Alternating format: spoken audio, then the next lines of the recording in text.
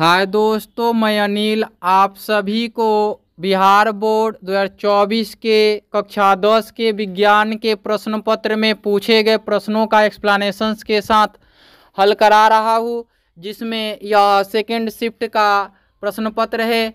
देखिए, प्रश्न पत्र में 66 नंबर प्रश्न है। प्रोपेन का आणविक सूत्र C3H8 है।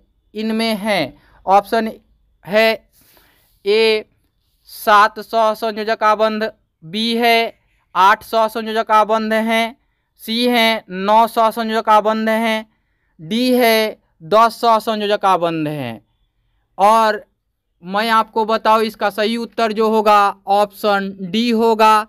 क्यों डी होगा, इसको जानने के लिए हम पहले इसकी संरचना सूत्र के ऊपर काम करते हैं। तो संरचना सूत्र लिखते हैं, सी सिंगल बंड से सब सी को जोड़ लेते हैं और दोनों तरफ एच दे देते हैं और तीनों सी के ऊपर नीचे भी एच लिख देते हैं। अब इनमें काउंट करते हैं, 1 2 3 4, ये 4 आबंध हो गए।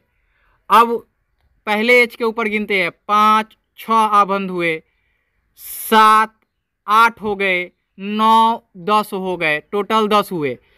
हमने पिछले वीडियो में एथेन के बारे में बताया था और वहाँ भी एक सूत्र बताया था कि n-1 और 2n+2 को ऐड कर लेंगे तो निकल जाएगा। तो देखते हैं, एल्केन का सामान्य सूत्र CnH2n+2 होता है और एल्केन यौगिक के सहसंयोजक आबंध ज्ञात करने का सूत्र n+1 + 2n+2 होता है।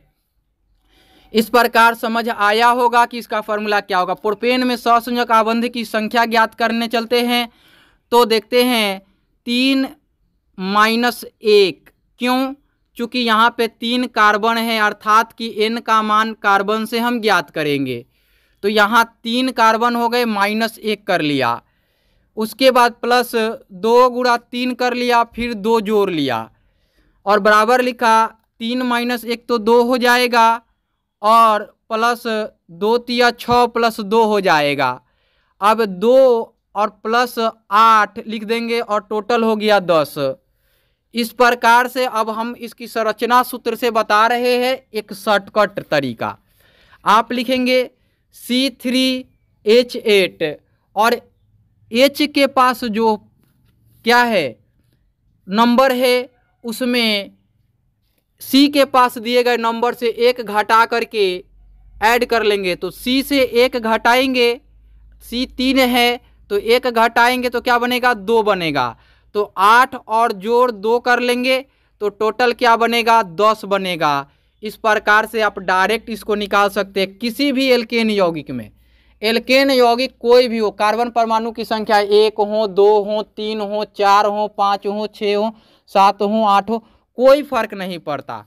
जैसे एथेन में आपने देखा था कि एथेन के सहसंयोजक आबंध की संख्या 7 हुई। और 7 कैसे हुई थी? चूँकि उसका जो संरचना सूत्र होता है या आणविक सूत्र जो होता है C2H5 था, है ना। C2 और H6 था, 5 नहीं 6 था। और 6 था तो 1 घटा लिया था, C2 था तो 1 घटाया तो 1 हो गया, और H के पास 6 था तो जोड़ दिया तो 7 हो गया। या संरचना सूत्र के आधार पर उनके फॉर्मूला से निकालते हैं। तो 2 - 1 + 2 × 2 + 2 और 1 + 4 + 2 करके निकालेंगे तो 7 आ जाएंगे। इस प्रकार से ये प्रश्न समाप्त हुआ।